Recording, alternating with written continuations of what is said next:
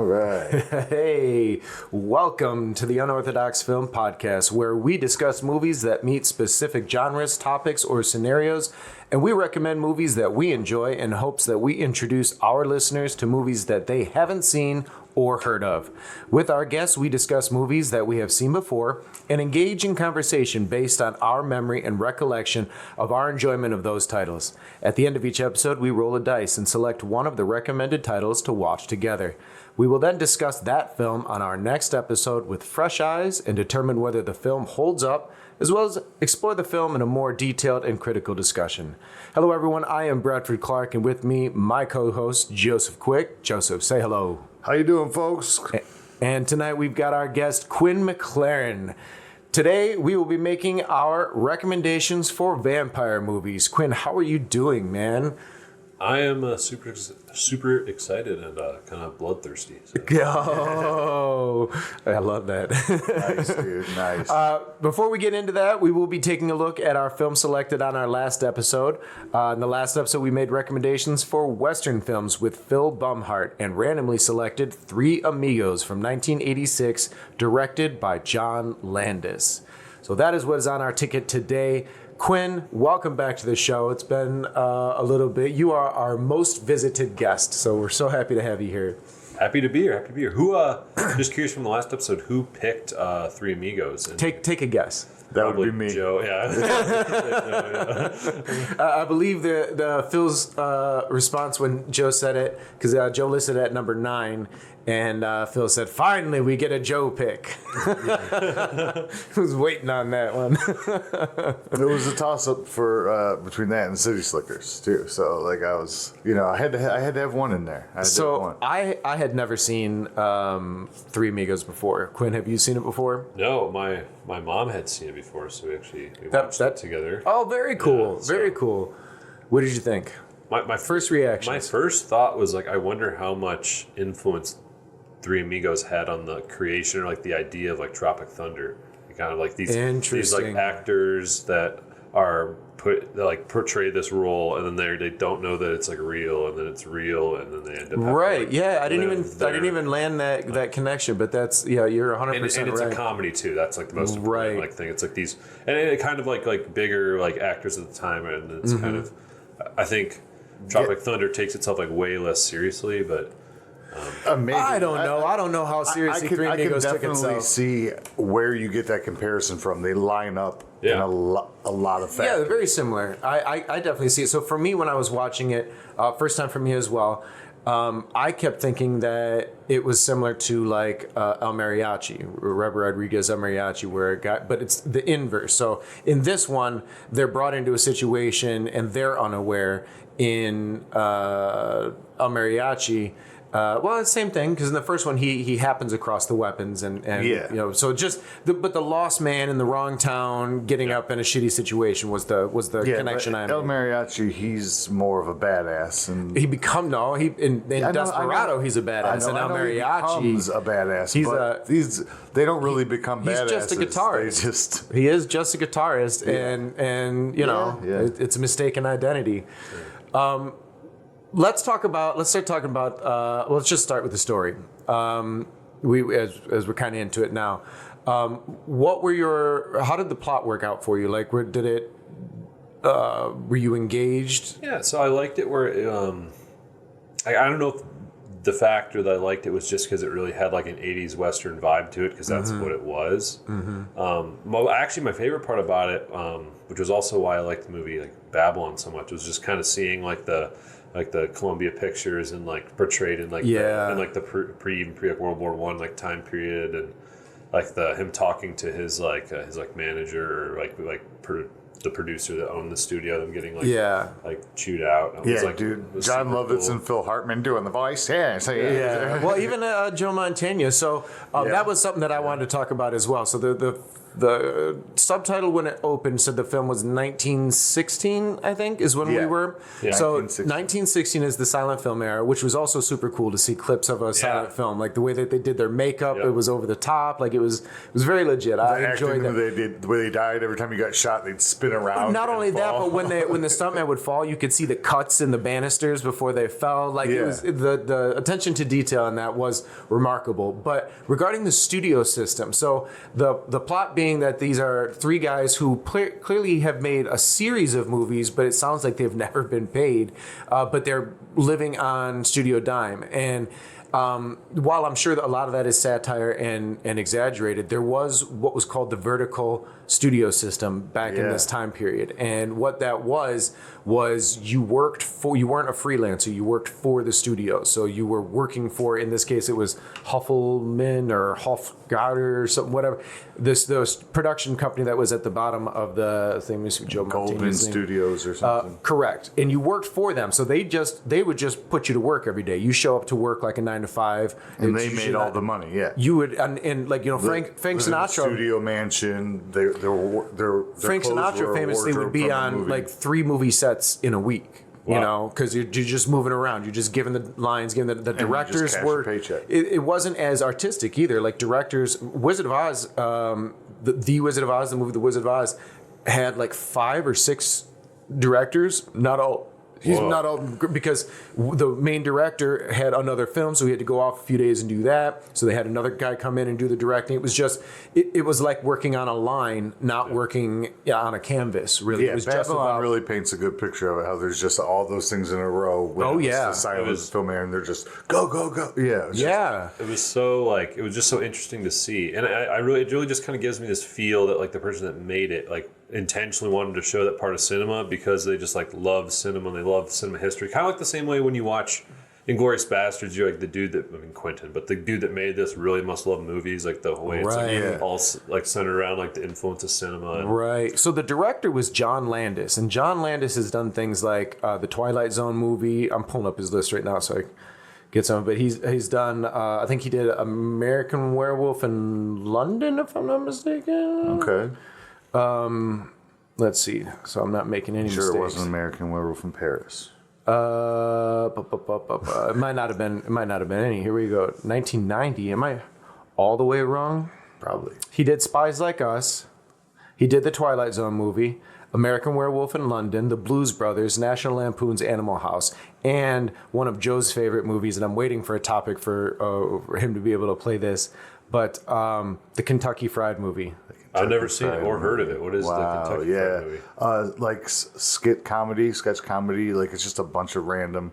There is an overlying kind of like kung fu-esque kind of, but it's just nonsense. So it's like Is it kind of like the Ballad of Buster Scruggs, like the Coen Brothers thing? Yes, because I didn't see that one, but that's vignettes, right? It's like an anthology. It's a bunch of different little short films that it's like an anthology short film, but everything is like super short. So it's more like a feature length Saturday Night Live or Mad TV episode. That's more apt, right? Yes, because they're not really connected and they're random and whatever. But I bring that up to say that John Landis has got a very wide variety of types of films that he makes. So it's very likely, and he's done a lot of music videos, including, I believe, the Thriller music video, because I know the guy who did American Werewolf in London also did that. But I don't know if it's listed on here or not. And I could be wrong. Beverly Hills Cop 3. But regardless, to your point, he is somebody who definitely appreciates the nature of film and the business of film. And so I agree. You could really see that brought into it. And when you had said earlier about the film Tropical Thunder taking itself less seriously, there was moments in Three Amigos where, like when Joe and I were watching it, when they were sitting out under the moonlight, under the stars, after taking off for a minute, and they're out in the middle of the desert the night before on their way to see El Guapo. The horses' mouths are animated. It is clearly on, like, everything has been shot on what looks like location, but that is clearly in a studio. Oh, yeah. With a painted backdrop. Yeah, all the matte. The plastic cactus, and, the animated, the turtle. Puppeteered animals. And so, like, there was nothing about that was even, like, It was you could intentional. exactly. Oh, you could yeah, tell the 100%. filmmaker wasn't like, oh, see if we can get away with it. No, they were putting it in your face. This is how they did it back then, so Almost this is how we're gonna do it. The way the music was, it was almost like it was some sort of like time capsule beauty piece of like what westerns like used to be. I don't know what it was supposed to mean, but it was definitely some sort of like love letter from the director's heart. Yeah, like there's a lot of spaghetti absolutely. western tactics put in. Yes. Oh, yeah. I mean, this is clearly a spaghetti western in the sense that I did not see, other than when a character was trying to be intimidating, not once was a weapon loaded. Them sons of bitches. Everyone had just shooting. Everyone had 6 or 4 shooters, and they're just bang, bang, bang, bang, Gravity bang, bang. doesn't exist because the bullets never come down. Yeah, and I was watching because I was like, okay, they're doing this in camera because you could see the blanks, so they didn't have CGI dust to put on, the expulsion of a weapon. Yeah. So I was watching the large cap cuts. guns. When you were rated about 6 shots on things is when the edit would change and go to a different shot so they could keep shooting. Yeah. It was... They still had to load That's the cool to blanks. think about. I don't really think about like what the edit's doing so much, just as like.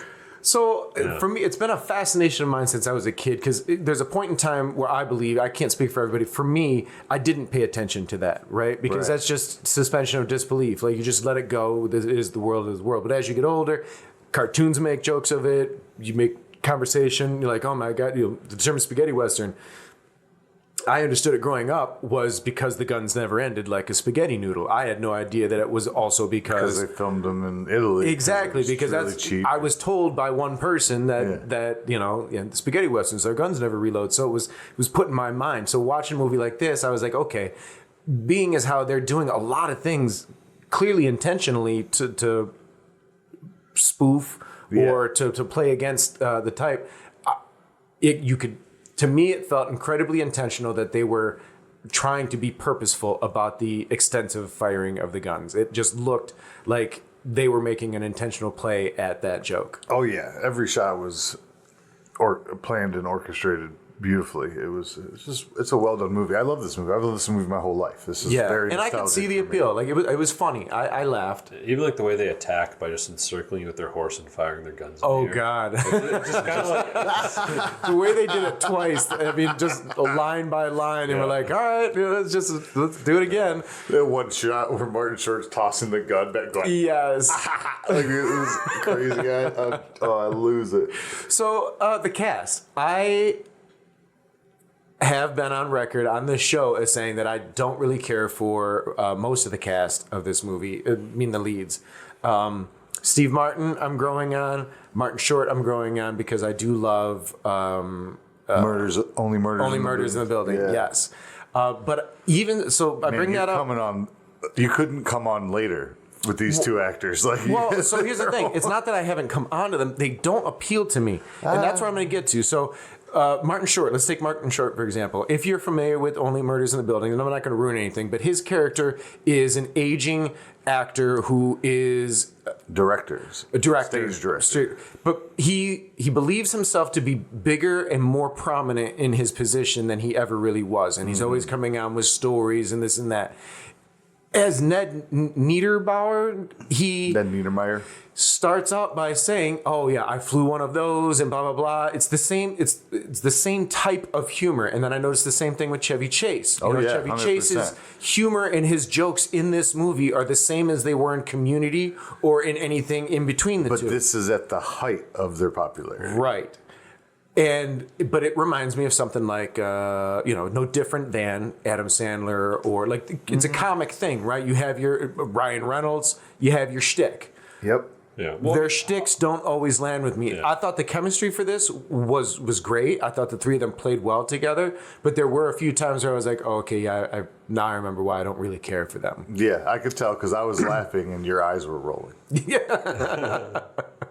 So what are your thoughts on and experience maybe with these actors? I mean, I really like Chevy Chase. I love like all the National Lampoon's movies. Vacation movies. Yeah, to what you were saying about kind of how they have like their shtick. I feel like most comedians like kind of end up like once they've been a comedian for more than like a decade, they kind of end up in their shtick, and it's kind of correct. Like, you can't critique them really for having their shtick, but you can like say you don't like the shtick. I feel like, And that's where I'm That's at. all he's that's saying. like super like fair. I think to say that like that's not your thing. The movie was goofy. It was like It was just like a goofy, like funny Western, I guess. And I think it's like, it really had this kind of like 80s spaghetti Western like charm, or maybe even like before that, like maybe just kind of like when Westerns like a huge thing, like kind of in like the 50s and 60s and 70s, like maybe it was like more mimicking, like, I'm not like a Western expert. What I really enjoy about it, especially in this watch through, that I was really paying a little more attention to it, because You've seen it I before. watch it regularly. Right. Yeah. And I saw it like 6 or 8 months ago or something, because I was like, ooh, this is free on my subscription. Right.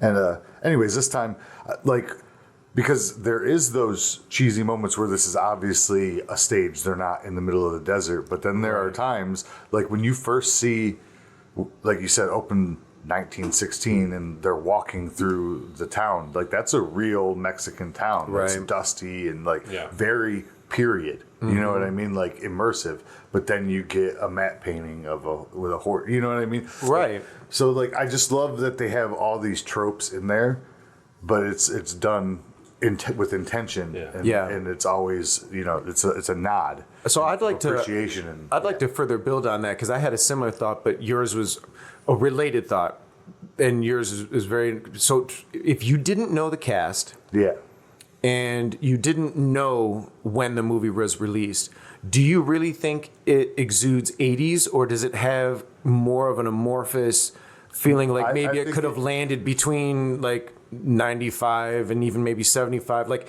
I think it represents all Westerns and kind of an arc of the growth of them, because like you said, it incorporates the silent film era, right? So, and that was really the birth of the Westerns, the shoot 'em up and the savior comes in, you know what I mean? And and then it goes from there, and they point at all of that. Because I feel like to me personally, other than seeing these stars of the mid 80s as they were, so to me, like, you see Chevy Chase, you think it's got to be, especially in a highlight. He was doing something in the 70s, Saturday Night Live, he worked on. But if you weren't familiar with them and you just watched this film off a whim, I don't think it screams 80s, and I mean that in a compliment. Yeah, no, I don't think it does either. How about you? Yeah, no, it didn't. Some of the more, like, when you watch a movie that's like from the 80s and you go like, whoa, like, like someone that is born in like 2001, right? I mean, maybe someone that grew up in the 80s, it's super not jarring, but sometimes it's like, whoa, it didn't feel like that at all. It could have easily been like 90s. It could have easily been like way before. And it's very representative of, as you say, the spaghetti Western era, or like, there's definitely like Gunsmoke tropes. Sure. I don't think it hides as an old tropes. Western. That I definitely don't think. It doesn't appear to be like, I wouldn't make it more classic than it is. Like I wouldn't say like, oh, it looks like it could have been a movie in the 60s, because movies in the 60s were definitely made differently. But late 70s to on, I mean, if we were still doing movie on 35 stock, it represents up till that time. Yes, I'm sorry, yes. The cast. We talked a lot about the main players. Supporting is amazing. The German guys were great. El Guapo, man. And Jefe. Jefe. So Jefe is good, dude. I was like, God, why do I know that guy? That's Tony Plana. Go back, but you've seen him. Definitely in brownface. You've seen no. Well, okay, so that's why I brought it up, because I do believe there was. I'm trying to look online here to see if there's any sort of verification, because even the young boy who played the young boy in the beginning, his name is let me find it here. Philip Gordon with one L. So I don't know if that's Philip or Philip. But I mean, he looked... I'm not... Okay. Yeah. My point being... It's a regional accent, Bradford.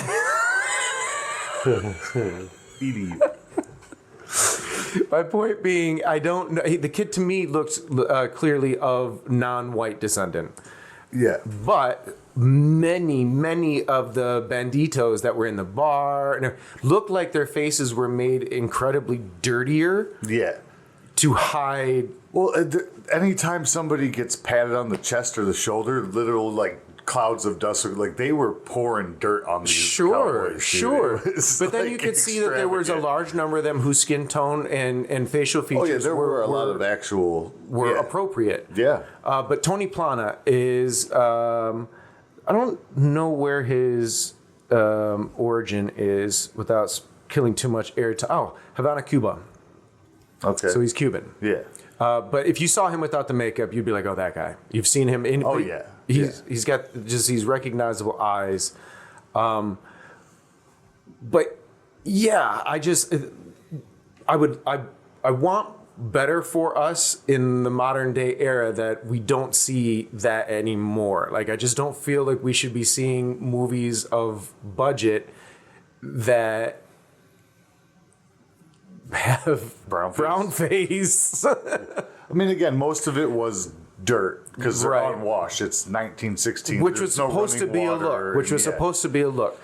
But there were just some. Yeah, some of them were extreme. Like the one guy was like, "Hey, sweetie, hey, sweetie." Like, Yeah. and yeah, sure, he's like he is in Mexico. No matter how white he is, you do get tan. Sure, But sure. it was a bit much. Like you could tell, like it was wiped on his face. Do you have any thoughts on that, Quinn? I mean, I thought it was like the way they did like the skin tone. I also thought it was like, oh, they look super like gritty. But again, I think it's just mimicking and a nod to like Sure. Westerns And of the the Western, I past. don't remember if we talked too much about it, but we did glance over it and acknowledge it. But the Western was very egregious in that sin of casting outside of appropriate actors for roles, especially in the Native American space. Yes.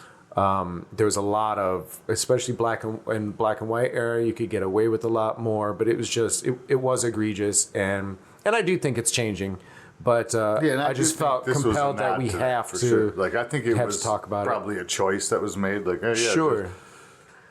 Well, any other further thoughts on Three Amigos? Anything else you guys want to touch base on? I don't want to force us off a topic, but I don't know. For me, dude, I love it. The jokes never get old. I laugh at the same spots every time. Like, so, and we already know you'd recommend it because you recommended it to us, but you stand by that. yes, I do. As you 100%. always do. As you always do. Quinn, would you recommend Three Amigos to people?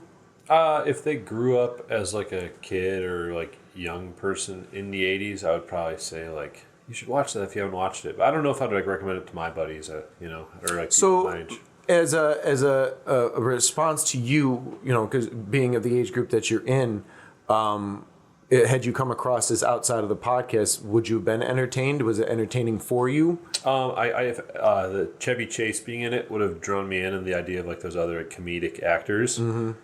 It could have drawn me in. It really could have. And I think I would have, like, I did enjoy it. Yeah. But I honestly don't think I'd watch it again. I think like one time was enough for me. And how would you have found it otherwise? You know what I mean? Yeah. I guess you said exactly. you watched it with your mother, so I that's, kind of have to agree. I mean, I've heard of the Three Amigos before. Again, my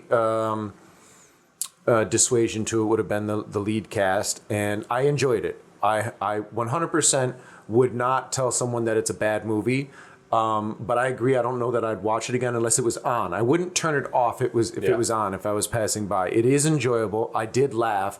I got value out of it, but I don't know that I would revisit it. Yeah, I think it's good, and I'm glad I watched it. So let me rephrase it a little bit. I think there's a mood for it because in trying to get over my prejudice against Martin Short, Steve Martin, and Chevy Chase all together, collectively. I did recently, it was pre-COVID, so like 2017, 18, I watched Spies Like Us for the first time, and I really did enjoy that. But again, it had the same, the script writing, the joke telling was all still very similar. I think for me... If we're going to go that alley, I prefer Stripes. But my point being, I think Ramis for and me, Murray, with Three Amigos, the number of times, like, I found entertaining the amount of seriousness that it took in itself, but I think it was a little bit too much sometimes that it took me out of it. Too often, they lived in their jokes maybe a little bit too long. Chevy Chase is infamous for that. Well, I mean, even the opening of the movie, stuff like that he thinks is funny. Correct. Correct. And so, yeah, those are my thoughts on it. Yeah, I agree with you. Yeah. Yeah. So we all agree worth a watch, but Yeah. Not mad I watched everybody's it, gonna enjoy visit it, it but I once a don't year think like it's for me. everybody. Yeah, that's where I land on it. Yeah. Well, fair. cool. Let's close the book on Tres Amigos and move on to vampires. Das Vampir. Yes. Vampires. So, Quinn, you were tossing up a couple of different topics of conversation. What brought you to vampires? This was kind of like my vampire Christmas. Honestly, I'm a huge Robert Eggers fan, and obviously Sure. he had a new movie come out this year, and that kind of like I've always enjoyed vampire due to like certain films I've watched that I'll probably end up mentioning in a couple minutes here. Of course. And so I was just super excited when I was like one of my favorite directors is about to do like a vampire adaptation of like the vampire Of an epic movie. So I was just movie, like, that just sounds so exciting. So I brought a bunch of my friends and I made them dress up as like vampires and we went to Oh, dope. my girlfriend, she does like makeup and stuff. She was makeup school, so she they kind of decked us out like vampires. And honestly, I don't think people thought we were, not that she did a bad makeup. I don't think people thought we were vampires. I just think they thought you were weird people just like coming in. Like weirdos. normal. This is your everyday dress. Weirdos are so normal today. No one batted an eye. They were just like No, I never get eyes batted at me. they're just like, do your thing, queen or king or whatever. Right. Yes, Queen. Yeah. Before we get into the movie titles, I kind of want to just have a quick discussion about vampires because they are so vast in our Folklore. and in the public space, whatever. Especially in recent years, there's been horror goes through resurgences. Zombies had a resurgence. Vampires had a resurgence. This is probably their third or fourth in my lifetime. Right. Super. Where do you recall, or do either of you have like a point in time where like vampires became a part? Like, would you say that you're a large fan or like a passing fan of the vampire stories? I would say I'm a large fan for Large sure. fan? 100%. Yeah, like I've always since a kid, which some of these movies will allude prove. to. Yeah. Sure. Okay. Yeah. I cannot recall the first vampire thing that I ever saw, and I have to imagine it probably came from like a cartoon, Scooby-Doo-ish or something where like that. Okay. It was childrenified before I then experienced. Count Chocula? Exactly. Yeah, very Kellogged or But washed for down, me, the fascinating Americanized, thing about homogenized. The fascinating thing about vampires is I think of all the horror creatures or entities, they have the most rules. Yeah. Yeah. That's okay. a really good point. And so for me, the stories that get told in films, sometimes it's very interesting to see what they do with those established rules. Do they recreate them? Do they adapt them? Do they play against them? This is one of my favorite things, especially like if you deep dive into this genre, like because it is its own genre. Like there's so much of it, and there's such an arc of the kind of storytelling that happens around this motif, and just because sometimes they'll allude to it, but say that of course in the books they lied, and then there are like, so this is the real rule, or these are or those are guidelines. The actual thing is So it's always interesting to see what they do with that. So I'd be interested to see how that plays out today. So without further ado, boys, want to get started? Yeah. Quinn? Would you like to start the list, or would you like one of us? We'd like to give the guest a choice this season. Okay, I can start. Yes, all right. Let's cool. start it out, buddy. Okay, so my first pick is going to be a movie that when I watched it, I didn't actually know it was a vampire movie. Do any of you guys know what I might be about to say? That you didn't know was a vampire movie. And basically halfway through it switches to... Oh, I do. It's on my list. Okay, Dusk Till Dawn. Yep, from Dusk Till Dawn. Dude. Yeah, okay, that's fair. So I initially watched it because I was like, basically when I was discovering that I love film in like 11th or 10th grade in high school, I was like going through and watching all the Quentin Tarantino movies. But yeah, it's Robert Rodriguez, Quentin Tarantino, George Clooney. I was like, I ran out of Quentin movies, so I was like looking at the things he like kind of worked on. They did one like a QT movie, and I was like, oh sweet. And the first half is like super like like early 90s Tarantino feel where they're just like on this like thing, they're shooting up the gas station, they're in the truck, Quentin's being like super creepy. Yeah, there's a jail. He's so There's a creepy. jailbreak. Yeah, it's two, Yeah. two He's so creepy. two outlaws Yeah. on the run. It's the brothers. super like westerny and it's just sweet. And then all of a sudden they go to this bar and just like The titty twister. yeah, it really just feels like you just enter some like nightmare fever dream that's just you're just like, what the heck is going on? man? Yeah. And it goes really nuts. And it's like these like this big buff like soldier characters like flipping over a table and putting vampires through like all four of the wooden legs and that's just like so like crazy. Like the movie just goes like balls to the wall like hog wild. Like, Yeah. And to speak to the folklore, like the vampires are very soft bodied, like Yeah. they're, like Yeah. Yeah, easily penetrable. but still have superhuman strength. Like it's very interesting. They're goopy. They're like goopy vampires. They were goopy vampires, Yeah, and that's they what I love about explode. that. I kind of came across from Dusk Till Dawn a very similar way that you did, where I had, in my early cinematic birth, was attached to Quentin Tarantino and Robert Rodriguez, and I had not heard of From Dusk Till Dawn, and someone had pointed it out that they were both involved, and I was like, get the fuck out of here. And I picked it up, and I watched it. The DVD I have actually comes with a documentary, which I highly, highly recommend anybody watch, and I need to revisit it myself. But it talked about like the making of, because it was a tragic whole thing put together. But the movie, where you say it splits, you've got, first off, we got to mention Harvey Keitel. Harvey Keitel is in this. He's amazing. The preacher. Yeah. Yeah. He is with I always Juliette forget Lewis. Juliette Lewis. I always forget her Plays first his name. daughter. And yeah, like the opening with the brothers, and then moving into the journey, you've got this whole road aspect to it. Then they hit the border. It's really good. It's super Tarantino too. It's like you crank up like everything Tarantino about like his movies, and that's what the first act is. He It's wrote like, the screenplay. yeah, Yeah, it was Tarantino and Robert Kurtzman. Robert Kurtzman, I believe that's Walking Dead, right? yeah.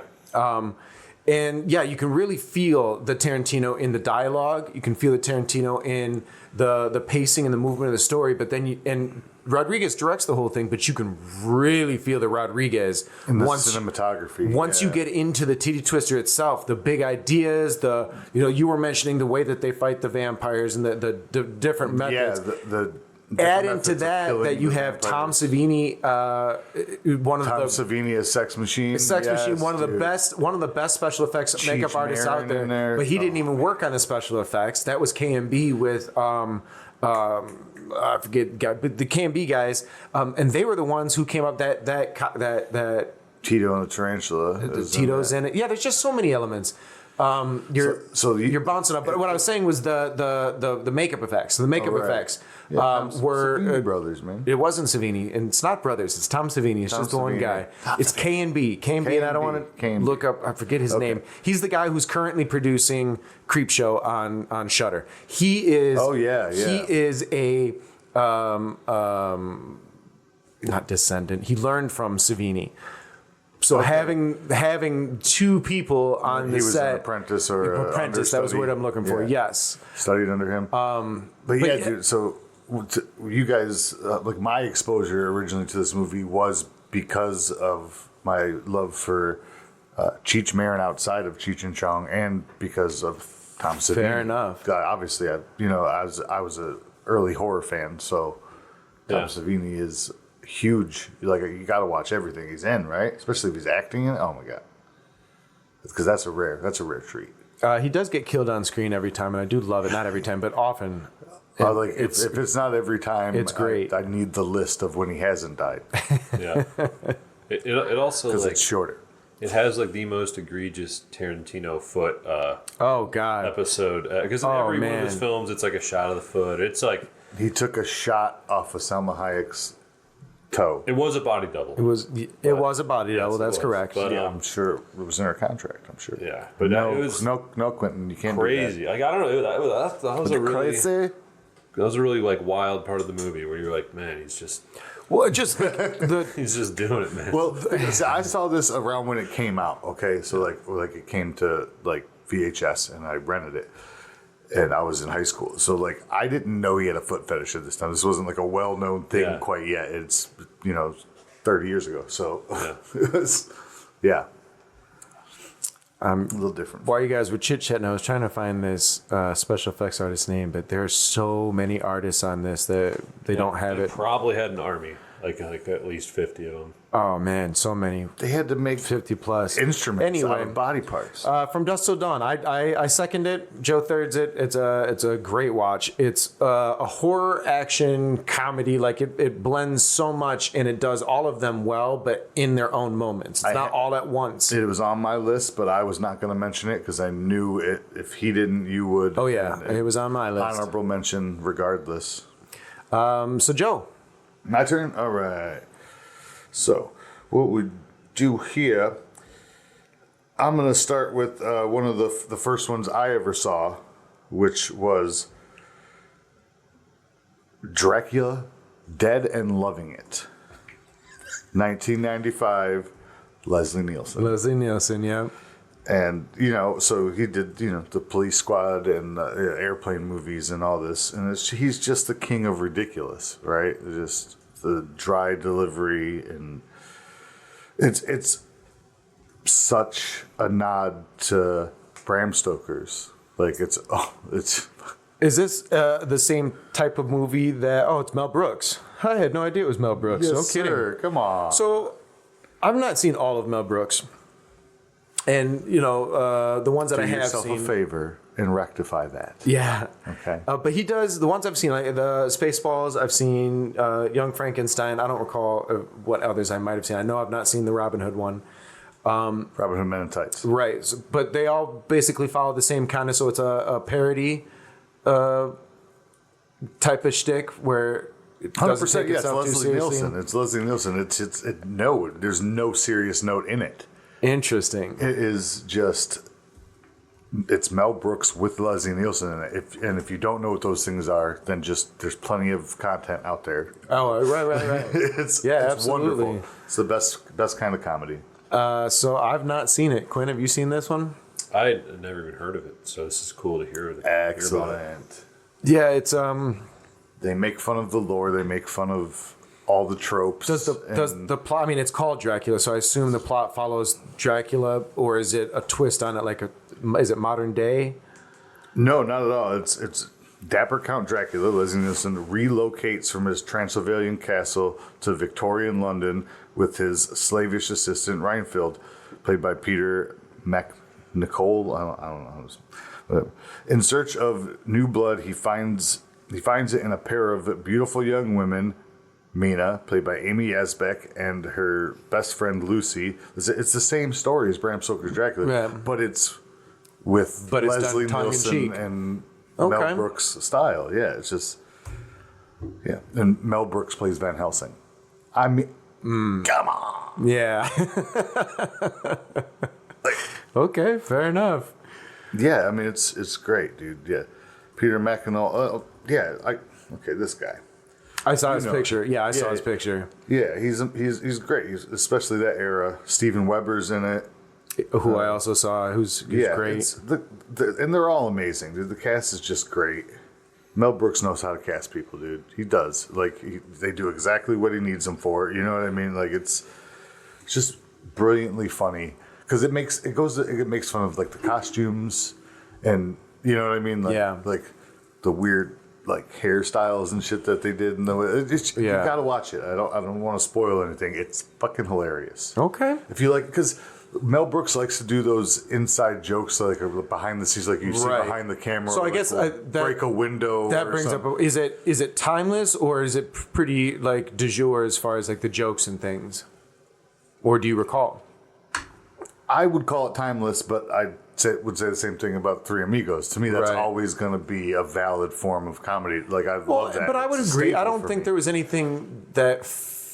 There were no in-time jokes. Some of the jokes will be funnier for film, and we're now digital. But as filmmakers, you still laugh at that. Sure, you know what I mean? So yeah, I think it's timeless. Okay, but it's definitely like Three Amigos. maybe the humor is not for you if you don't like slapsticky in your face. It is definitely dry a type cut. of Mel Brooks Yes. is a type of director. Yes. And that's why I asked, because I type of didn't, comedy, having not seen sure. his whole, oeuvre, I don't know whether or not he. If you like Young Frankenstein, if you like Blazing Saddles, Which if you I do. like Spaceballs, Yeah, I do. I think Spaceballs and. how have you not seen Robin Hood Men in Because I didn't know Tights? this was a Mel Brooks one. I thought it was just one of the Zuckers or whatever, the Dracula airplane Dead people. Loving it. Yeah, I thought it was. I thought it was no, maybe- man. Oh, yeah, yeah. because Leslie Nielsen did have his own kind of Huge the thing with Naked that. Gun stuff. And, Yeah. yeah. So No, that's- it's not that a was Naked Gun movie, but it is Leslie Nielsen. So I'm as way Dracula. more intrigued knowing that bit of information. Leslie Nielsen as Dracula. Okay. My first recommendation is going to be 2007's 30 Days of Night.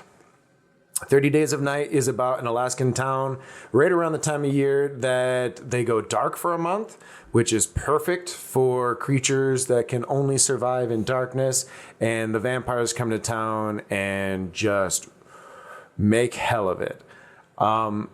I saw this movie when it came out. It was a watch for me at the time. And what I loved and appreciated about that movie was that it was like the vampire genre's version of 28 Days Later.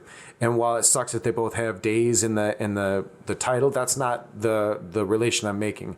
Relation I'm making, it was more grounded and visceral than something like Dracula Dead and Loving It, which I know is an extreme example. But in the 90s, I'm without naming off other titles that may or may not come up, there was a more clean approach to vampires, and it wasn't as horrific. And Yeah, 30 Days of Night It was this. very romanticized. Yes, and 30 Days of Night made it was savage. All of a sudden, these were creatures looking to survive. That wasn't 90s, though. That was what? It was 2007. 2007. Yeah, the it's post 28 Days Later. for sure. Yeah, so now you've gotten But it to was where, the first. I mean, I can't think of a movie between 2000 and 2007 that is of this ilk. I can think of vampire movies, a couple teased to put on my list, but I was like, okay. No, I see what you mean. No, this one was definitely like heavy contrasted. They leaned very much into the darkness. And Very much into the darkness and the blood and the savagery of how this one they didn't consume. have the romance to it. There was no romance. And I absolutely know what I like to call Americanized fluff. Sure. Of the folklore. Yeah. You know what I mean? Like where they're like, well, whitewash it for the children. Sure. Like there was none of that here. This was when you saw blood, it was gruesome and it was nice. It was You've got I'm not necessarily a fan of this movie per se, but it's what Josh Hartnett. Who was the main vampire guy? He's great. Ben Foster. Ben Foster. I love and you've him. got Mark Boone Jr., who most people would know as the hairy biker from I forget his name, from Sons of Anarchy. I feel like a lot of the reasons I didn't like it is because it leaned too much into like just dark dramatic action and gruesomeness. There wasn't a lot of story I there, believe I believe without that we might not have gotten a little bit of the revolution that we got going forward, especially because there was a whole series that tainted it. Have you seen 30 Days of Night? I have not. I've heard of it before, and I definitely want to watch it now. Yeah, it's savage. It's worth a watch, but for me, that's something like I've seen it 3 times, and Bobby I could Elvis. He have not played Bobby watched the Elvis third Munson. time. It's not horrible. It's just So I'm curious, just because it's a little two-dimensional for me. It just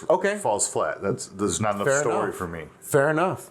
Yeah, I mean it definitely hits into that. I don't care for any of the people. Understood. Go ahead, kill them. Yeah, and there are a lot of horror movies that can very, very much be like that, but in the vampire genre, that's typically not the case. So I totally get that.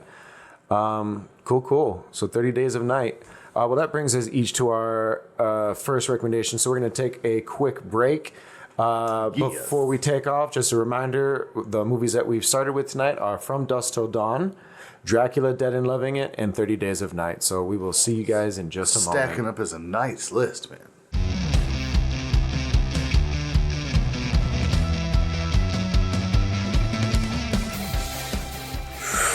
Bradford Clark. Okay. Like Anchorman, he's like Bradford. Bradford. Clark. Welcome back, everybody. The eloquent elk is in the office. Oh, Jesus. So We're back, everybody. I love you, Quinn.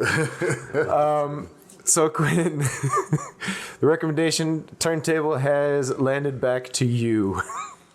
Okay, this one's a little on the nose, but I mean, it's basically, this movie is why I picked this, because I basically just like I said, it was a vampire Christmas. The 2024 Nosferatu adaptation by Robert Eggers was just like, it was my favorite movie this year, and it was probably my most, like, the most I ever wanted to see a movie besides like, I probably wanted to see Once Upon a Time in Hollywood more. But that one didn't really. I basically expected that movie to be like the best movie ever made, so it totally disappointed me. But I think anytime you walk into like a movie thinking it's the best movie ever made, playing a stuntman on acid wasn't the best thing. That seems hilarious. I thought it was good. Well, anyways, but let's talk about Nosferatu. It was. Yeah, I don't know. I walked into Once Upon a Time in Hollywood expecting it to be like the best movie ever made, and I walked out like, oh, that was just kind of good. Anyways, yeah, it was kind of good. This was my second most anticipated movie, probably all time. I was just so excited to watch this movie. I love Robert Eggers. I love vampire movies. He does such a good job at like encapsulating like a time period or a genre. The movie was just the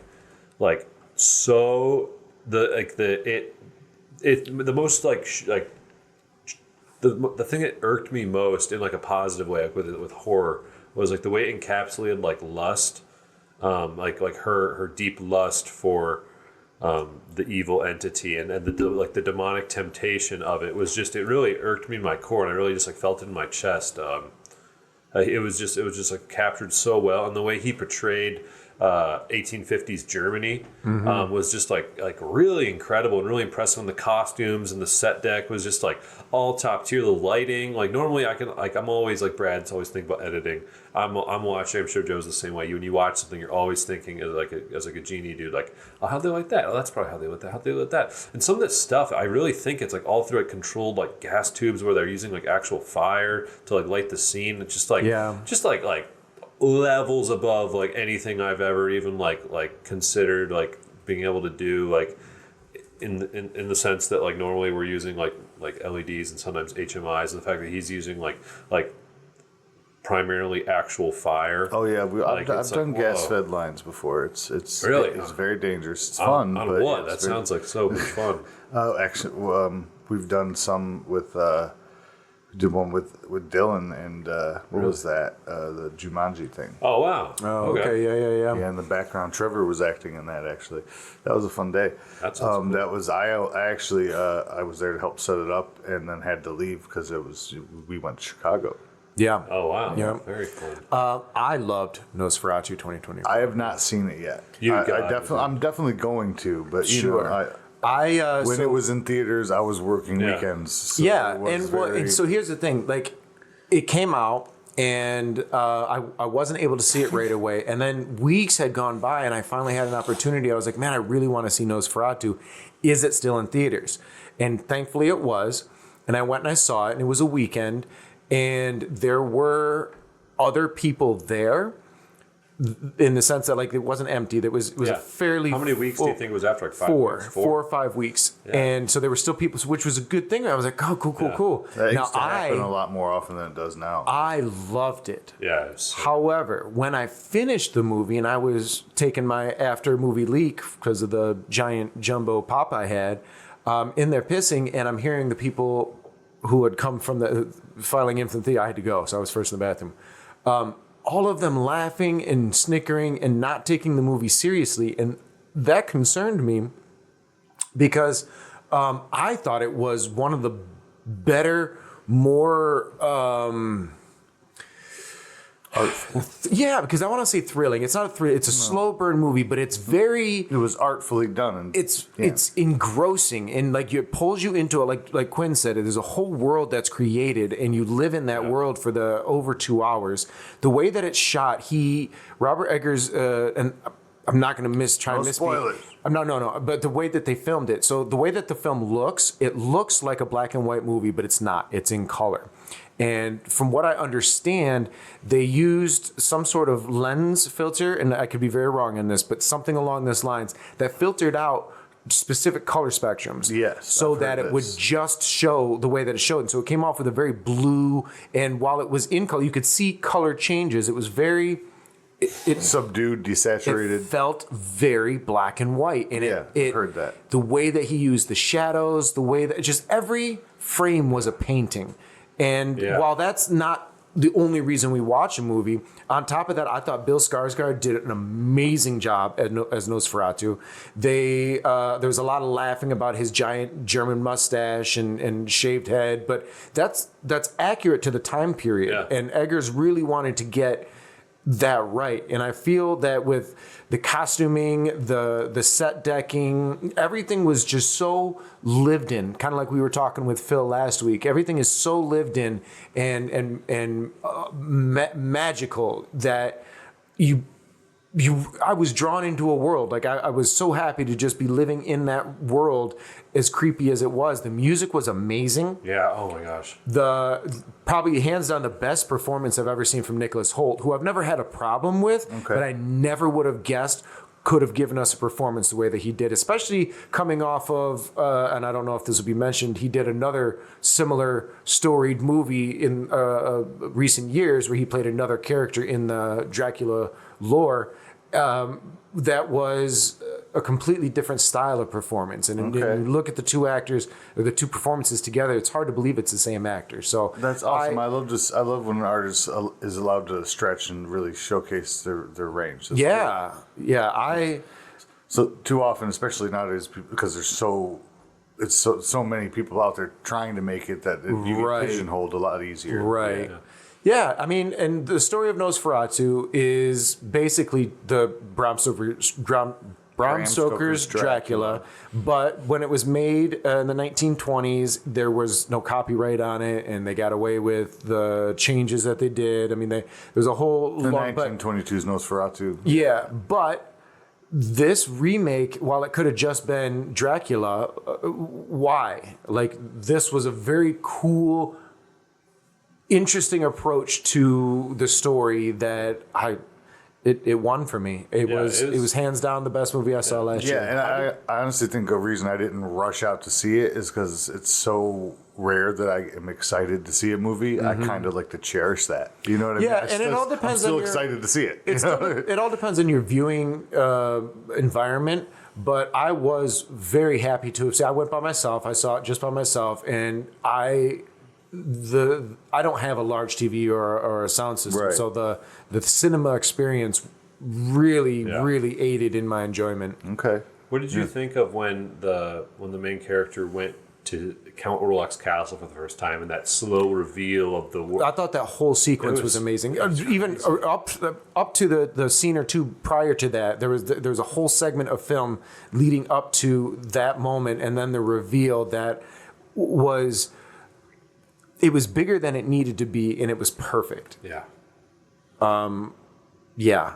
I recommend it. Yeah, it was like more. Joe was like more shadow than actual like stuff being shown with light, and the way he it's kind of this. And it's crisp shadows. Oh, I'm gonna watch it. Yeah, crisp shadows. It was really cool. The way like as the character moves into the Count Orlok's castle, his residence, they really use shadow to build suspense, of course, in combination with the score, and it's really crazy. And before we're done, Brad, what did you think of Lily Rose Depp? Kind of her breakaway. Okay, so right? I'm glad you brought her up because I completely forgot. So I went in knowing what Nosferatu was, having seen the previous and knowing the lore, and I knew who Robert Eggers was. I was surprised to see Nicholas Hoult. I was like, oh, cool. I knew that Willem Dafoe was going to be in it, but I didn't know in what role. I did not know Rob Eggers movies. So I did not know that Bill Skarsgård was Nosferatu. So I was like, who is this girl that Nick Holt's character is married to? It's like, because her performance is crazy. Amazing. Yeah. Amazing. And so the whole movie, now she's cute. Yes, she's physically attractive, but that wasn't at all what lured me to her. No. Her acting prowess is dynamite. And then when her name came on screen, because I wasn't looking at my phone while I was watching, I was engrossed in the movie. When it came up, I was like, no fucking way. Yeah, Johnny Depp's There's no daughter, dude. fuck. I was like, of course. Yeah. She's fucking Johnny Depp's kid. Okay, that all makes sense. Yeah. Because marvelous. I cannot wait to see more from her. She spends like a good part of the movie like demon possessed, at least like 3 or 4 scenes. Her physical behavior in that movie, from her shyness as a wife to her sickness to her possession, all of it is. There's lines drawn between you. You can see it's not the same person. Right. So she plays the, not Lucy, but the other. She plays the fiance. Yes, Yeah. the wife. Yeah. Yep.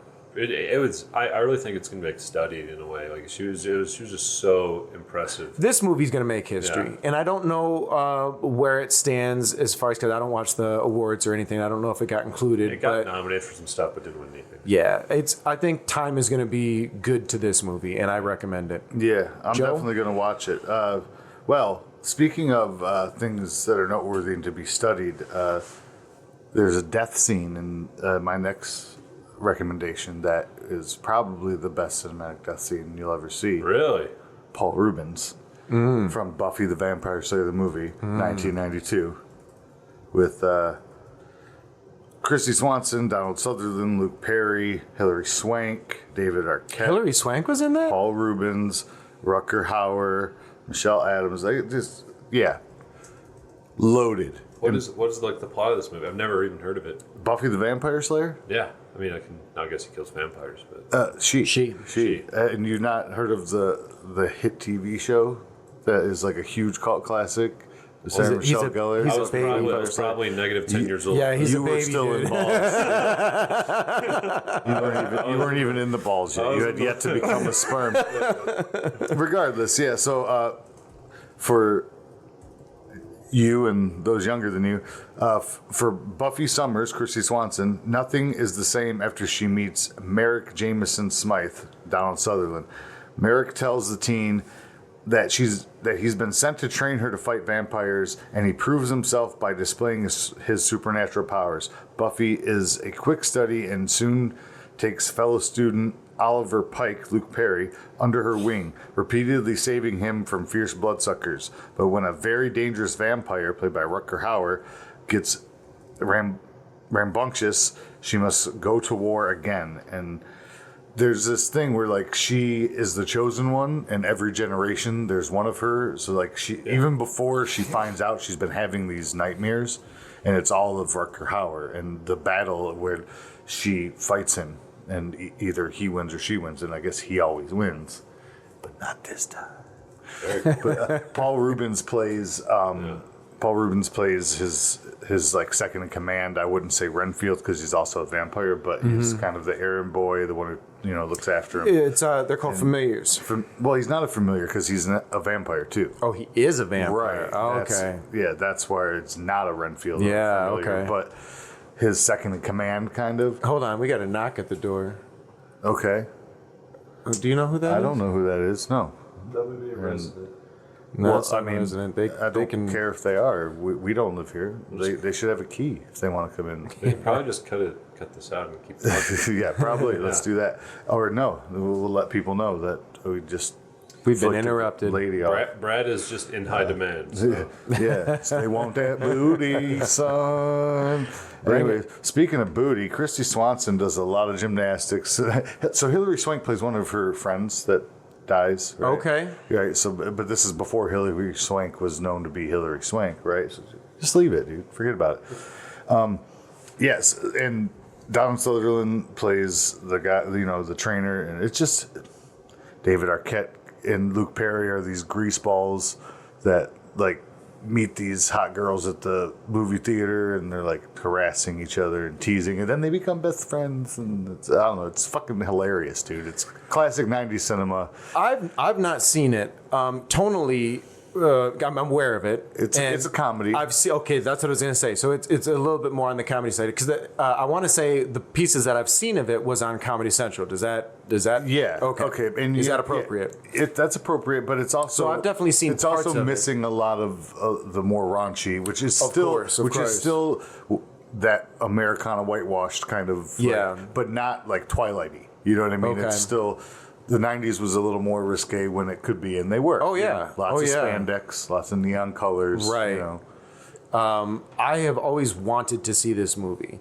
I haven't avoided it in any way. And like I said, I'm pretty sure I've seen bits and pieces on Comedy Central. So I would be excited to see this because I did watch the TV This show. was one of those things that, like, my little sister watched this. loved like, it. her friends would come over, they'd watch it every week. You know what I mean? Interesting. Like, yeah. And you grow to love it. I mean, it's got Luke Perry in it, you know. And, I mean, there you go. Have you seen Christy Swanson's tits in the 90s? Come on.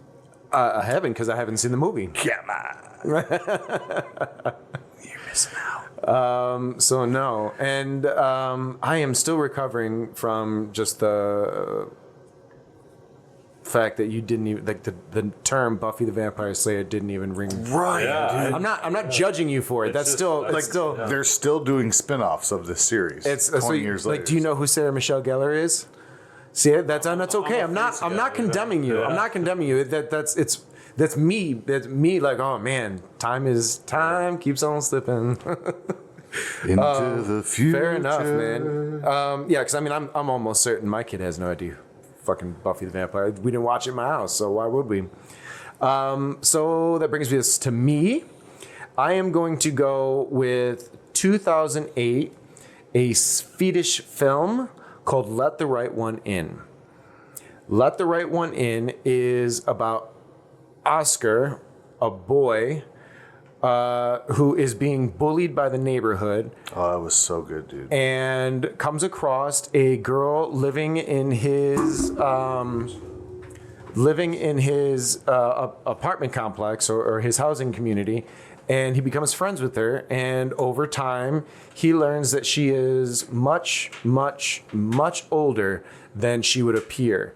And their friendship kind of grows, and what's really cool is, like, she's a vampire. That's I was alluding, but, like, it's not a spoiler that she's a vampire. Well, But I mean, why would you bring up that? Right, in this episode, yeah, she's a vampire. But he then toys with, like, okay, you know, because he learns that he's not the first little boy that she's befriended, because she will be a little girl forever, and it's really about. I mean, he's young, so it's weird to say it is about a romance, but it's about life. It's about the old, the young, the dealing with, it's coming of age, but psychological and vampiric. Like, she wants him to be her familiar. It's been a while since I've seen it, so I don't want to spoil too much. No, but the movie was good. It was good. That's on my list. I was going to use it for honorable mention. There is an English version of it called Let Me In. It's not a bad movie, but I do believe the original one just has a better tone to it. I agree with you. Yeah.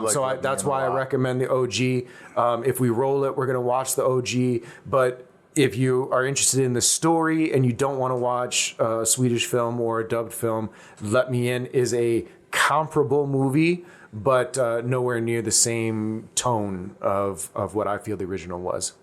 So you've seen it. Yes. Do you agree? Yes, I do. 100%. Yeah. I'm glad it's on the list. Like I said, for me, it was going to be an honorable mention because I have reasons I've chosen my four. Of course, and we love you for it. Have you seen or heard of Let the Right One In? Not at all. No, I'm excited I feel like it'd be a cool one to roll, actually. So it's being that it's a Swedish film. There's a style to it. Like, I don't know if you've ever seen the Swedish version of Girl with the Dragon Tattoo, and it's a whole trilogy. Recommend watching that trilogy of movies. So good. There's just a style in which that they shoot that is not dissimilar to us, but there's just an overt, like, it's really dark. I love the way they use their colors and their subdued nature as far as there's an artful difference to their approach. Yeah. And that's what really just makes it, the way that the actors perform, the way that the story is approached is a lot different than we do, and the way that the American remake approached it as well. Yeah. Am I right about in the American remake, wasn't that like Chloe Moretz Grace? Yep. Yeah. That's correct. Okay, just making sure my mind's correct. Yep. So I think that's the end of the circle. We go back to you, Quinn. okay. Ooh, is this the final choice too? No, wait. Nope, This is you third. got two. This is the third one. That's right. Yep, you got two more. So this is kind of the first movie I saw where I was like, at the time I was in high school and I was really obsessed with zombie movies. It was kind of like my thing. And I watched this movie and I realized that, like, vampires are kind of cooler than zombies. I think, in my personal opinion. But this movie is Abraham Lincoln, Vampire Hunter. Oh, dude. Okay, I gotta change it. That was on my list. I numbered that one. It's epic. You hear the title and you think it's probably like a joke or something, but it's actually like a super cool movie. It has like a ton of like very interesting like history that's like probably like compiled through different vampire lore, like novels or like films from like years ago. I think it's based on a book. Yeah, but it's called The Last American Vampires, what the book is based off. But it has all this really interesting lore about how like some of the vampires that are in the story were born in like Egypt and like they survived through Rome and like came till now and they owned like the slave trade and stuff, and that's how they made their wealth because they've been around for so long, so they have like a lot of time to make a bunch of money, and that's kind of how they're in power. But essentially Abraham Lincoln, when he's like just a boy, his mother gets killed by a vampire who's actually the boss of his father, and his father passes away too from like a similar circumstance. He kind of works up the courage to try to kill this vampire, and it kind of sets him on this like quest where as he like continues on his like path of just Abraham Lincoln-ness and kind of like leading America. It's also like there's this secretive underworld. He's also like fighting these vampires, which also control. I mean, like I said, they're very powerful. They've had a long life. Yeah, like I like how in the story they kind of like make it like they're the competing political party. Like if he doesn't win, like the vampires are going to take over America. Like This sounds fascinating. it is so good. So it's fun. Combat. It's a fun series. Yeah. It came out when I was super Kind busy, of the opposite of the 2012. Leslie Nielsen thing. That's like funny in your face, slapstick. Yeah. This is fun. So and humorous, I'm but a it's big seriously fan done. of It's the done so filmmaker. The filmmaker is Timur Bekmambetov, who did Wanted with Angelina Wanted, Jolie, and then he did a series of movies that would qualify if they talked. If someone wanted to bring him up, but Daybreak. It's Night Watch, and Night Watch, Day Watch, yeah. Which Night Watch and Daybreak. I'm gonna look. Or was it Night Watch and Day Watch? No, Daybreak I think is no, that's Daybreakers. But yeah, you're talking about the Russian ones, right? Correct. Yeah. Correct. Night Watch and Daybreak, I think. We're gonna Could be find Night out Watch here. and Day Watch. Because I didn't know what this movie was. The trailers were during this time were quick, and they weren't very good at illuminating what a movie was about because they were just trying to put butts in seats. And I liked the fact that it was made by Tim, but the trailer looked too silly for me, and I was like, I'm not going to dedicate myself, I'll see it when I see it type of thing. Yeah. But I'd like to move it up the list because this recommendation sounds... It's cool. And it has like the thing that was its initial seller for me was essentially why I watched it was I watched a clip of it on YouTube where it was like a fight scene. And the fight scenes in this movie are so incredible. Like, it's Night Watch and Day Watch. Well. Everything, even Wanted, everything he does in his style is, it's like he took what the Wachowskis did with The Matrix and like just lifted off from there. He was like, all right, what else more could I do with this without copying it? What else can I do to expand this style of filmmaking? And that's wild. Yeah, it's a great movie. It was going to be my fourth pick. So yeah. Did he also? He's produced a lot. Did he direct Apollo 18? That's a weird movie. He did not. He did not direct Apollo 18. I'm glad to see that. But all right, good pick, dude. All right, so my go. Yep, Joseph. All right, where am I going now? Let's see here. Was that going to be your pick that you're about to do? You said you had this one numbered. Yeah, no, that was going to be my last one I did. Okay. So. Okay. Oh, man, I messed up my... Hold on, give me a second.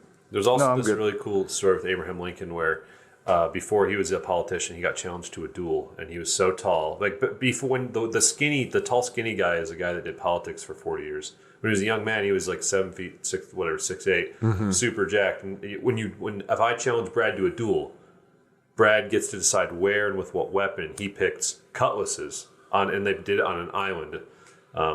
And when right before the duel was to take place, he had his squire or whatever hand him his cutlass, and he with one swoop he chopped his sword in half because he used to be a lumberjack. And that's in the movie too. Not the duel, but the fact that he's a lumberjack. He has a silver axe, silver or whatever. And he cuts the tree in half with one swoop, and the guy actually basically says okay, actually, you get your way. I resigned from the duel. It's just the dude's was a real life gangster. This is on Prime Video. I might move this up to watching tonight. The duel's not in the movie. The duel's just a cool piece. No, that's just a cool fact about the actual Abraham Lincoln. Yeah. And I just feel like he was he was a gangster, dude. He was. Anyways, so I'm with you on that recommendation, but I'm gonna move on to my number 3, which is 2014's horror comedy What We Do in the Shadows. I knew you would do this. I relied on you to do this. Jermaine Clement, Taika Waititi, Jonathan Berg, and Corey Gonzalez-Mecker. Yeah, just so good. So vampire housemates try to cope with the complexities of modern life and show a newly turned hipster some of the perks of being undead. And and they just it's so good. And there's been a TV show spinoff of this, but it's great, but it doesn't measure up to the original in my opinion. And does this have the same cast as the TV show or no? No. Because I've seen the TV show, but I haven't seen the actual film, so I want to watch the film. Yeah, the film's it's this. So the show is like a different house in a different land, right? So it's just like the Americanized version. This is the New Zealand or whatever. Cool. And it's still got Taika Waititi in it, who I believe does show up in the show, Viago. Yeah, it shows like they used to live together. Yeah. This is why we moved out. Or, and one of my favorite things in the movie is the nod to, don't go in the basement, you let him out. And it's Nosferatu, right? It's the original 1922, white, chalky guy. And just trope-tastic, hilarious. I'm covering more comedies than I planned to. I've realized that that's probably the ones that fall under the radar the most because it's so romanticized. And my honorable mentions would definitely be littered with all the serious, dramatic ones. But there's so much fun that is had in this genre, and I wanted to display that. I'm glad you're covering it, to be honest, because I've not seen these. I've not seen What We Do in the Shadows, the movie. I've seen parts of the show. We tried watching it once, but I think it was after we had done a music show and we were tired and I fell asleep or was drunk or whatever. Or we talked through it. Or we chit-chatted through it. So it's definitely one that I want to see and wanted to enjoy even then, but just it was circumstances as they were. And if you know these performers, you know how off the cuff and ad lib. Yeah, well, and I like the format of the show, and so if it's anywhere near a similarity, because I like the comedy style of English and the New Zealanders and the Australians. There's just something different about how other cultures approach comedy. The Kiwis, especially the New Zealanders, that's one of my favorites. So big fan of Do they have that. the joke from the show where he's not a vampire and since he drinks blood, but he's like the energy vampire that lives with the vampires? Is that a thing? I think so. Yeah, That's the one character. That's the one character I remember. Almost every joke in the show is stolen from the movie, but expanded upon. Cool. Because they have more time to do it. So yeah. And that was a cool thing where he's equally as evil, but he's not an actual vampire. He just talks, and people start to be oh, and then he looks and his eyes are red. I think that's more of a passing thing. They mention it, but it's not as prominent. But it's. All right. So for my next recommendation, I am going to go with, I don't know the year of this, but this is another vampire involvement for Mr. Willem Dafoe. Ooh. Tackling the same story that he did in Nosferatu in 2000's Shadow of the Vampire, where he plays the guy who played Count Orlok in the Nosferatu movie. So Shadow of the Vampire is about the making of Nosferatu. Yes, I loved this, dude. Willem Dafoe's brilliant in it. I have to watch this. Public lore stated that Max Schreck, the actor who played Nosferatu, was so weird that he was an actual vampire. Like he was just like on set. And so what Shadow of the Vampire is taking what if that was real? What if he really was? Wow. And so he plays this really, really weird person who they talk into acting. And again, there's a lot of, there's way more information about Nosferatu and the impact it's made on culture than we have time to discuss today. But this one example of what is essentially fiction, because it was during a time where rumors and so much could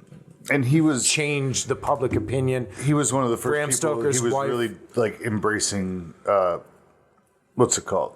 Like Daniel Day-Lewis. Method acting. There's that, but it was silent film, right? So it's going to come up. We mentioned it several times. It's going to be on my honorable mention list, but I recommend you see the 1922 Nosferatu. Oh yeah, it is a silent 100%. film. To me, the only reason that's not on my list is because it's the quintessential. So, but I think people know it, talk about it, but I don't think people have actually watched it. Oh yeah, so I own it on DVD. I'm encouraging you to watch it. If you can't find it, come on over. I will watch it at the drop of a hat. It's available on Tubi. So here's the thing. Unfortunately, I watched it recently after the Robert Eggers, where it's in color. It's colorized. It's a terrible way to watch it, but it's the only way that is streaming right now. So I watched in prep for seeing the colorize a black and white silent film. It's ugly. No, there's like a black and white version on YouTube because it's public domain. So it is public domain. Okay, so YouTube. Yeah, and the DVD version I own is definitely the original. The DVD I own as well. Yeah. So I encourage you to watch it and give me a moment, guys, to pontificate on this.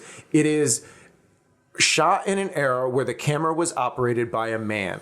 So they're turning and cranking the film. Yeah. So the motion of the film, the editing of the film, none of it is like what you've seen before. If you've never seen a silent movie, it is a different movie and it's a different experience. It holds up too. But it holds up. It really does. I'm glad you've seen it because, to second that. It's like a 100-year-old movie now, and it holds up. Like what movie from 100 years ago holds up? It's so crazy. But that Shadow of the Vampire is the fictional making of Nosferatu, and I recommend it. I'm definitely gonna have to watch that. I'm sold. But yeah, Willem Dafoe plays Max Schreck, and it's bonkers. He's so damn good. That brings us back to you, Quinn. I mean, you say what you want, but I still like the Groucho movies. Charlie Chaplin. My next pick, I'm a big Johnny Depp fan, and so I wanted to do Dark Shadows. It's a movie where Johnny Depp plays a vampire. It came out in 2012. It's the cinema version of a 1970s sitcom from a miniseries in Britain. Yeah, he basically gets it's kind of a stereotypical thing where he gets banished into a vampire and then locked in the thing for 100 years, and he wakes up and kind of has to deal with the world. But he kind of owns this fishing empire, or his family does, and then there's an estranged aunt or cousin who kind of took it over. The person that imprisoned him, and she's still alive, and he kind of battles her for that while kind of being there for his family. It's just a really fun watch. I wouldn't call it scary, but he slept with the maid's daughter who was actually it looks like it's presented as a comedy. I honestly, the reason I didn't see this was because Tim Burton started to fall out of favor with me. Some of his movies, especially his collaborations with Johnny Depp, started to fall in what I enjoyed. They stopped including what I enjoyed about a Tim Burton Johnny Depp collaboration. Sure. And then feedback came back about Dark Shadows, and it wasn't very positive. So I never actually watched it. I thought it had a lot of charm. I'm not saying it's as good as the new Nosferatu or the old Nosferatu. But I don't think it tries to be. It's a movie of its own kind. But it's got a lot of charm and a lot of kind of this was literally, and Tim Burton has said this. This is a show I loved growing up, and it got greenlit. So we made it. So we made it. Yeah, and that's what it's literally his little love note to a show that he enjoyed growing up about a vampire. I didn't know that, but you definitely feel like kind of, it's got like this warmth to it. Like I can. That's the sitcom. Like that's the reminiscence of the sitcom. It definitely feels like I totally like see that now that you've said that. I didn't know the history of it, but it feels. I didn't want. It doesn't. I was never going to say sitcom-y because I just never knew to perceive it through that lens. But it almost felt like at times it was like jolly in a way. I guess. Yeah. So that's how I perceive it without that information. But now, So Joe, let me ask you this: is it of the same ilk then as like Rob Zombie's Monster? Yes. Okay. Yes. Yeah, It's very same. Yeah, very similar, but Tim Burton instead of Rob Zombie. You know what I mean? Right, So yeah. That different aesthetics. Of course. But in the same, he likes the same actors, goal he of 100%. type nostalgia. of film. Yeah. Okay. It's a filmmaker's nostalgia. Very Somebody interesting. gave them money to have fun, and they went and had fun with it. You know. yeah, it's cool. There's a reason why it was like number 4 on my list, but And it does kind of embody like the arc of a whole season in the movie. You know? Right. Because they had like a couple seasons of that. It was Sure. and it's got a nice conclusion that's kind of like it's like a final battle kind of where, and there's some cool twists where I don't want to spoil it, but it's got like a great third act and just an overall like warm kind of like atmosphere throughout the whole first 2 acts that are it's just genuinely entertaining. I don't know. I thought And it was definitely has that Tim Burton aesthetic that everybody, that why he became the icon he is. yeah. All right. That's you now, Joe. Yeah. Oh boy. The final one. Where do I go from here? Oh, I know. No, do I? Let me check my list again. Yeah, I'm going to stick with it. We're going to go with 1985's comedy horror starring Jim Carrey, director Howard Storm, Once Bitten. You said 85? 1985. Yes, sir. PG-13. Once Bitten. A centuries-old vampire, the Countess, played by Lauren Hutton, whatever, has kept her youthful look by drinking the blood of male virgins. Since she finds this prey challenging to come by, she is thrilled when she meets young Mark Kendall. Now, let's be clear, and this is something in the movie where it's in the mid-'80s. Mm-hmm. She can't find a male virgin that's young enough. They have to be under 18, right? Right. So because of so much smut in the world. implications, yeah.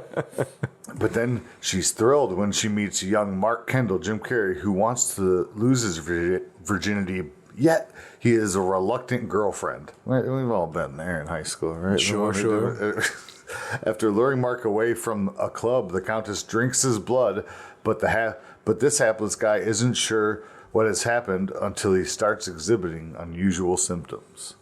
And like she can't just like I don't know, the lore is played with here, so she can't just change him. It has to be like multiple feedings before he's a familiar now, but he's not fully changed yet. So she needs to feed a few times. So the seduction goes on. The girlfriend gets involved. It's funny stuff. It's a funny movie. That sounds. I love Jim Carrey. Very 80s. It's very Jim Carrey. Super It's 80s. Before 80s, so it's before his time in Living Color. Yeah. Living Color? Living Color. In Living Color, yeah, that was the show he was on, right? How early is this in Jim Carrey's career? I guess.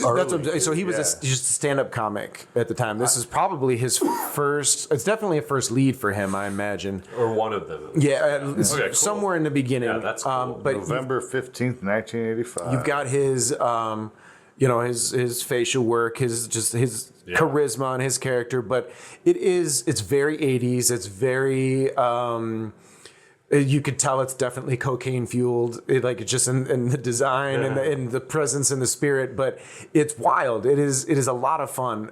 It's a teen comedy, right? I would call it. Like it's got that vibe. It says comedy horror, but yeah, it's PG-13. It's got that teen vibe to it. How old do you think he is in it? Like 20s? No, he was they're probably in high school. They're in high school. Yeah, for sure. he was like a young. There are scenes. Yeah. That's cool.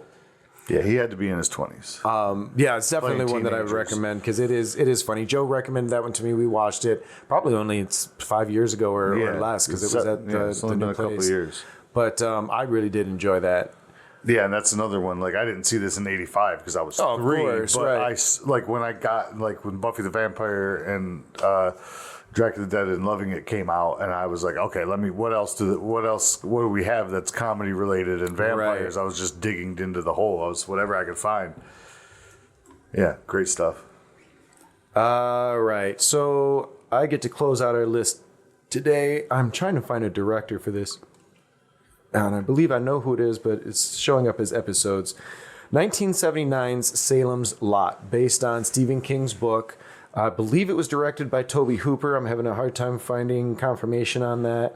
Salem's Lot was vampires, not witches? Nope, Salem's Lot is a vampire. It takes place in Jerusalem's Lot, Salem's Lot for short.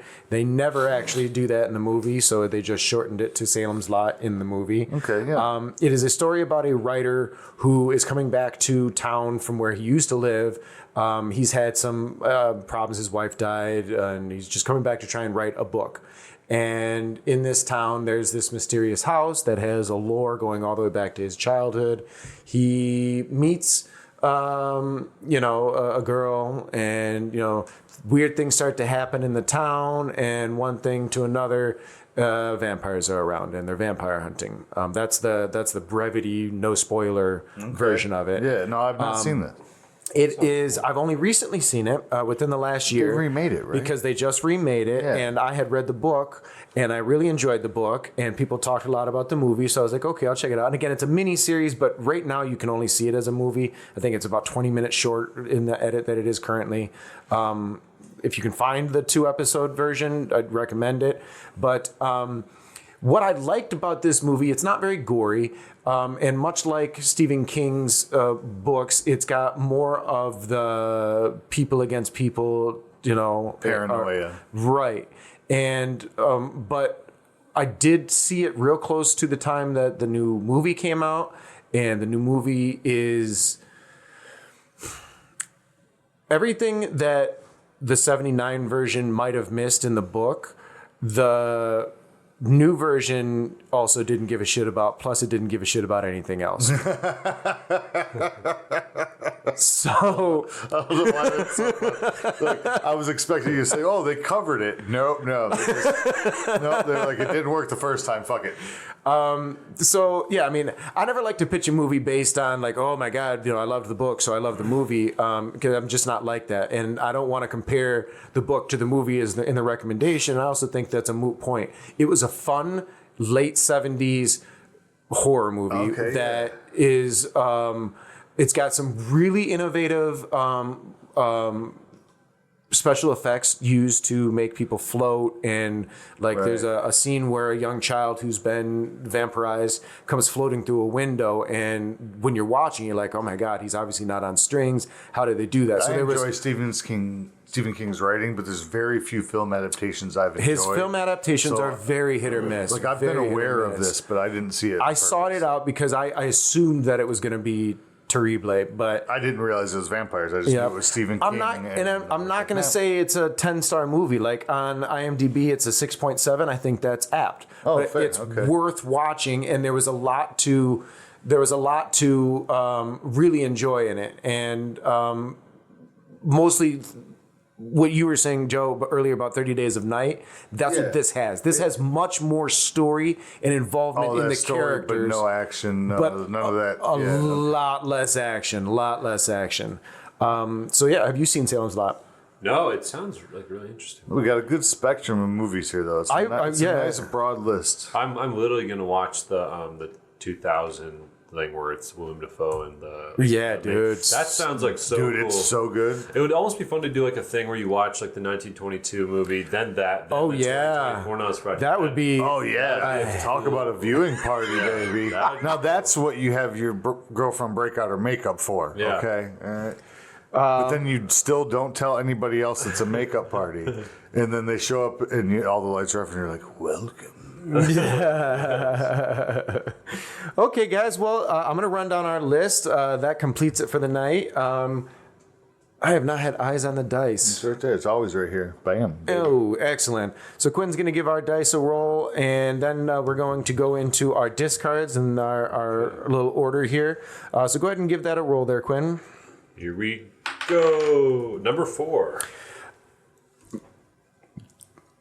This is a good one for you. Nosferatu. It is Nosferatu 2024. Oh, wow. Okay, yeah. Oh shit! You didn't randomize it. I never do, dude. The randomizer is the die. Yeah. Yeah. Is the die. You know what? I had a feeling that was going to happen. Well, because you've been winning too much. Well, not only that, there's a reason I haven't watched it, right? Like, Yeah. There's always a reason. I'm still winning here, guys. I'm still winning.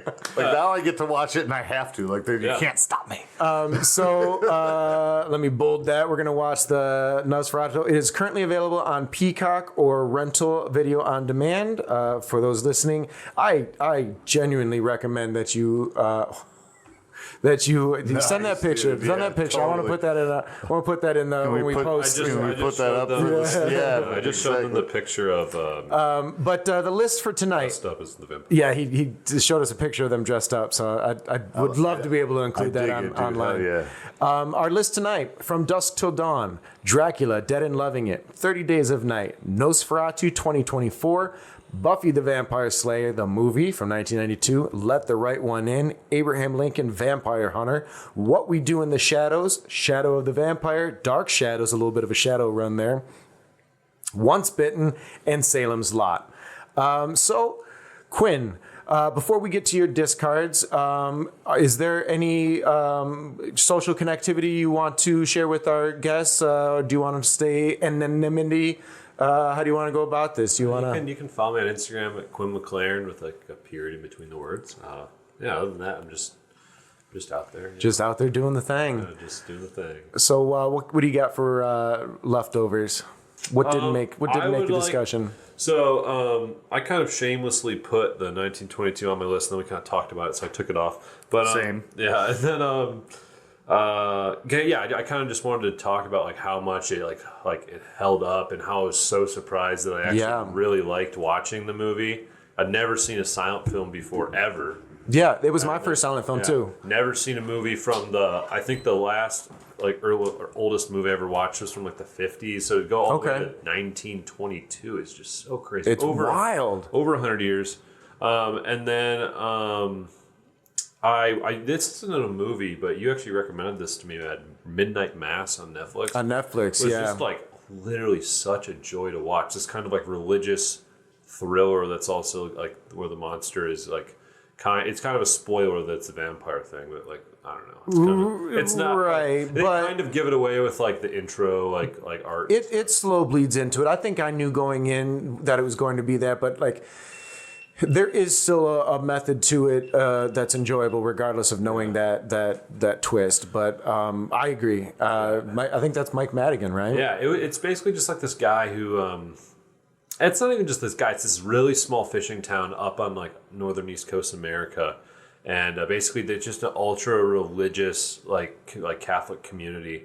And this priest, he goes to Jerusalem and like on like a religious vacation kind of thing, and he gets lost on like this tour because of a sandstorm in like the desert, and ends up like wandering into this like old like ruined cave like ancient structure thing. And there ends up being some like entity that he thinks is an angel, because in the Bible you're always afraid of like an angel. Like the angels are always really scary. So he thinks it's an angel, and they kind of play into that. And then the vampire kind of convinces him to like give the whole town like the Eucharist, like the body and the blood. And then they turn the whole town into. I'm kind of spoiling it. Now you're spoiling it. Yeah. While I'm trying to sell there, I kind of when to spoil. Yeah, no, I agree. But, it's definitely worth the watch. Yeah, Midnight Mass was awesome. Yeah, Joe, do you have any honorable? I do. Give me 1 second. Battery problem. Yeah. Just so we have, I'm not. Do you have like a favorite, like thing from when you were a kid, Brad? That was like a vampire thing when you were growing up. So I was a big sissy growing up. Like the first thing that scared me was the witch from the Wizard of Oz. Oh wow. And that was when I was like 3, 4, 5, whatever. But that traumatized me to the point where I didn't think I could handle horror. And so I avoided horror until I was a later teen. So like I mentioned earlier in the show, most of my vampire or Frankenstein or any of that stuff came from cartoons or interpretations from that. So to start mine off would be one of my favorites in the classic, which would be 1931's Dracula, Bela Lugosi. When there was a series of films where Bela Lugosi played Dracula. It was basically most of his career. How does it hold up? Does it hold up? I mean, yeah, for the era, I wouldn't say all of them hold up, but yeah, this one's probably the best done one. Yeah. Sure. Does it hold up on the same level that like Nosferatu 1922 does? Would you say? No, because it's reaching to be that, and these are more like, Right. they're a little cheesy. There were two very big productions going during a lot of that time. So you had the 30s with the Universal, and then when you got into like the 50s and the 60s, you had the Hammer. And so there's been a lot of Draculas, a lot. And so the the quality, I imagine, is varying. I tried to get caught up this past year just on my own. I wanted to watch. But like every time a studio head would change, they would redo everything in the catalog. Right. And Right. Bela Lugosi was the 30s Dracula, and he's one of my favorites. That makes sense. And then there's obviously you took Abraham Lincoln Vampire Hunter. There's Bram Stoker's Dracula with Gary Oldman, Keanu Reeves, and Winona Ryder, which is amazing. Interview with the Vampire, and the whole Anne Rice series of books, and any adaptation that they've done to film, they have been very involved with keeping the writing true and stuff like that. So I would recommend any of those. Interview with the Vampire, Queen of the Damned. Queen of the Damned, which is probably the furthest one from the actual source material, because it's not like that would be the Vampire Lestat, but yeah, great movies. From Dust to Dawn was on there. Underworld, those are the good ones, the Kate Beckinsale ones. And then there's the Daywalker, Blade. Yeah. And, Wesley Snipes has his faults, but I really enjoyed Blade Trinity when... that's the one that when it comes up publicly, most people do not, like, they talk disparagingly about the trilogy. The third Trinity? one. Really? Trinity. It's one of my favorites. Jessica Biel kicks ass. Ryan Reynolds hilarious. Kicks ass. Parker Posey is on point as Triple always. H is actually kind of funny. Yeah, dude. It's a I win. enjoyed it. And by that point, like, you knew what kind of series this was. Right. And, like, I just feel like, Wesley Snipes didn't talk much, so it was better than the other ones. They had to digitally open his eyes. Or just put the glasses on him. Yep. Is that your list? Because if you have any more, I might not have any left. Yeah, pretty much. I have that's it. Quite a bit of what Joe had there. One that has not been mentioned that I would recommend is 2023's Last Voyage of the Demeter, which is if you've read the book, there is a part where when Count Dracula's body is being shipped over, his ship that he's being transported on just rolls ashore. And this expands on that. So it's not actually in the book. It creates its own story. What I really liked about it was that it was incredibly dark, and it followed some characters, and the idea of the vampire and the vampire attacks were happening in the shadows for most of the movie. Yeah. A lot of people said that it was too dark. Very slow. It is a slow movie. And as is Nosferatu. Like, it is, but it built with me. It gave me chills, and I liked that. Demeter was too... I fell asleep. I want to bring back and kind of just recommend a little bit further because we talked about Tim Beckmantur earlier. But Night Watch and Day Watch, I strongly recommend. I didn't realize that Abraham Lincoln Vampire Hunter was by him, and so I was considering Night Watch and Day Watch. Yeah. So what they are is they are very similar to like the Underworld story where it's werewolves versus vampires and it goes back ages upon ages, but where that's where the similarities Underworld end. is like in London, this is Russia. Right. So. And it's very exciting. It's shot very well. It's got good action. It's got good it's fascinating. It's very entertaining watch. Russian cinema. Yeah, it it's really very is. entertaining watch. There was one more. I didn't have it on this, but it just occurred to me because I believe it's Willem Dafoe and Ethan Hawke, Daybreakers. Yeah. Yeah, that's a good one. I like the aesthetic of that one. And there's others I haven't seen. I haven't seen Carpenter's Vampires or anything, but Dracula 2000. That was the one I was alluding to earlier, where I said there were ones that came before and in between 30 Days a Night. But I mean, like there's so many. You can't have a movie with vitamin C in it and on this list. I don't think. Right. Yeah. Good point. But yeah. Oh, and there's one on Netflix right now called Dampier. I almost watched that one. I almost watched that one for this list, and I was like, again, I don't want to do that. I'll just so that is it for us today. Quinn, what was that social handle one more time? Quinn.McLaren. And Joe, how can people find you? Chaotic_artisan. And I am on Instagram at Beeford Clark. You can find the show at UFOstudio.Detroit on Instagram. You can also search us on Unorthodox Film Podcast on any streaming platform. Any streaming and Facebook. Sorry, I got distracted. But the lady back. No, it's because I pulled up the wrong thing for our links for my end of the script here. So Unorthodox Film Podcast on Facebook. We are also on YouTube. You can go to our website at ufpodcast.podbean.com, and that's where you'll find links to the show and links to our merch.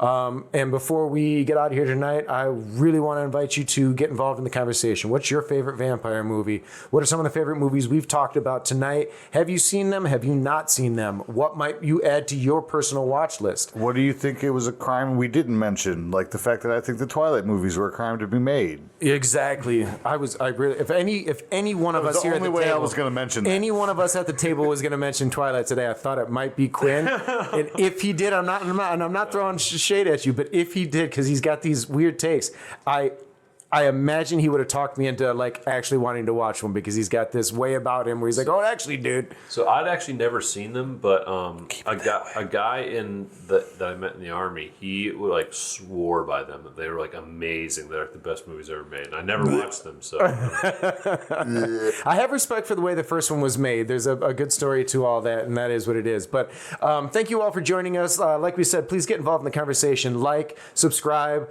give us 1 through 5 stars on Spotify, Apple, YouTube, anywhere that you can give us a rating. Let us know how we're doing. Give us some feedback. Let us know what we can do to be more entertaining or interesting to you. But until then, stay groovy. We are going to be watching Nosferatu 2024 next week with our guest. Psyched. And we will see you all next time. Later.